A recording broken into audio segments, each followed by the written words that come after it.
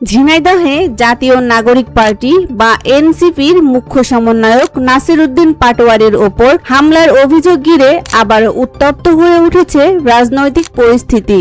ঘটনার পর থেকেই বিভিন্ন পক্ষের মধ্যে শুরু হয়েছে তীব্র অভিযোগ পাল্টা অভিযোগ। এনসিপির নেতারা দাবি করছেন পরিকল্পিতভাবে তাদের নেতার ওপর হামলা চালানো হয়েছে।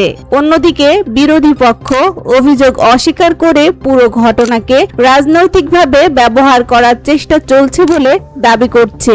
ঘটনার পর এলাকায় বাড়ানো হয়েছে সতর্কতা। স্থানীয় রাজনৈতিক কর্মীদের মধ্যেও দেখা গেছে উত্তেজনা। সামাজিক যোগাযোগ মাধ্যমেও বিষয়টি নিয়ে চলছে আলোচনা ও বিতর্ক। সম্প্রতি ছাত্রদের নতুন রাজনৈতিক দল হিসেবে এনসিপির কার্যক্রম বিভিন্ন এলাকায় আলোচনায় আসে। সেই সময়ের মধ্যেই এই হামলার অভিযোগ নতুন করে রাজনৈতিক সমীকরণ নিয়ে প্রশ্ন তুলেছে।